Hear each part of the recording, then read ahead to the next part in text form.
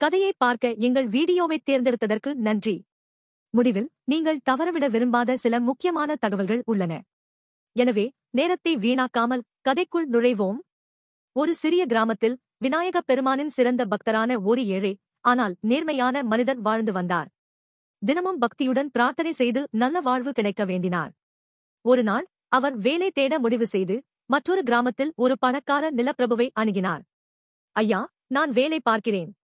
எனக்கு ஒரு வேலை கொடுங்கள் என்று பணிவுடன் கூறினார். தந்திரமான ஜமீன்தார் சிரித்தார்.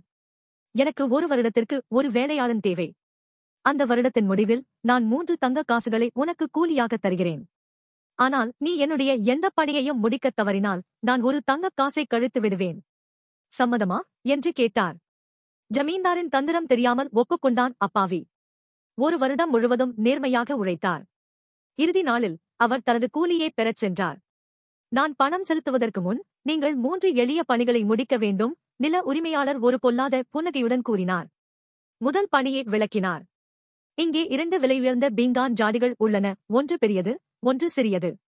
பெரிய ஜாடியை சிறிய ஜாடிக்குள் வைக்க வேண்டும். அந்த மனிதர் அதிர்ச்சியடைந்தார். ஐயா, நான் அதை எப்படி செய்வது? அது முடியாதே. ஜமீன்தார் தோளை குலுக்கினார். உன்னால் முடியாவிட்டதால் ஒரு தங்கக் காசை கழிக்கிறேன். பின்னர் அவர் 2வது பணியை விளக்கினார். அந்த அறையில் ஈர அரிசி இருக்கிறது. அதை அறையை விட்டு வெளியில் எடுக்காமல் காய வைக்கவும்.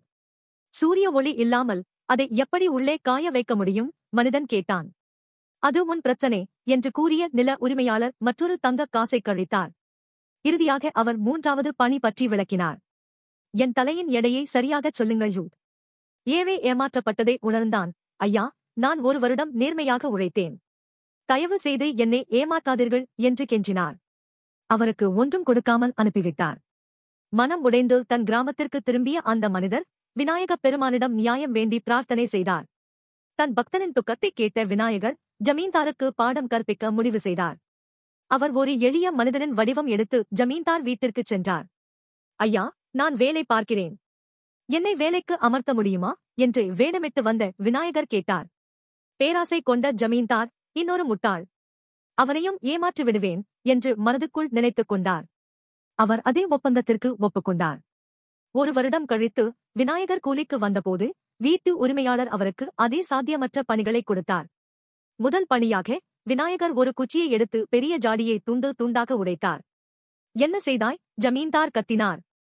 இப்போது பெரிய ஜாடி சிறிய ஜாடிக்குள் வைத்து விடலாம் என்று விநாயகர் பதிலளித்தார். 2வது பணிக்காக விநாயகர் கூரையின் மீது ஏறி அதை உடைக்கத் தொடங்கினார். நிறுத்து! என்ன செய்கிறாய்? வீட்டு உரிமையாளர் அலறினார். அறைக்குள் அரிசியை காய வைக்கச் சொன்னாய்.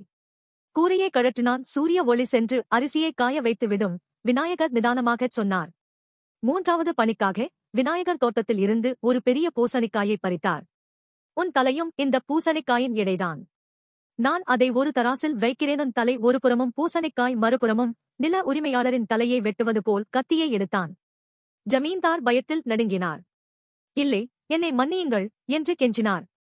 விநாயகர் தனது உண்மையான வடிவத்தை வெளிப்படுத்தினார்.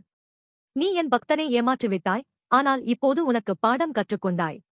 அவனுடைய கூலியையும் உன் தவறுகளுக்கு கூடுதல் தங்கத்தையும் திருப்பிக் கொடு. பயந்து போன ஜமீன்தார் 6 தங்கக் காசுகளை கொடுத்து இனி யாரையும் ஏமாற்ற மாட்டேன் என்று உறுதியளித்தார். விநாயகப் பெருமான் தனது உண்மையான பக்தர்களை காக்கிறார் என்பதை அறிந்து அந்த ஏழை மகிழ்ச்சியுடன் வாழ்ந்தான். நீங்கள் கதையை ரசித்தீர்கள் என்று நம்புகிறேன். இன்று பெரும்பாலான குழந்தைகள் புத்தகங்களை வாசிப்பதை விட வீடியோக்களை விரும்புகிறார்கள்.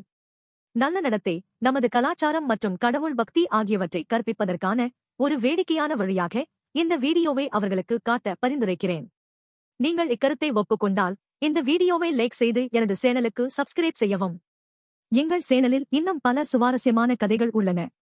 அவற்றை எங்கள் சேனல் பிளேலிஸ்டிலும் காணலாம். அவற்றையும் பார்த்து மகிழுங்கள்.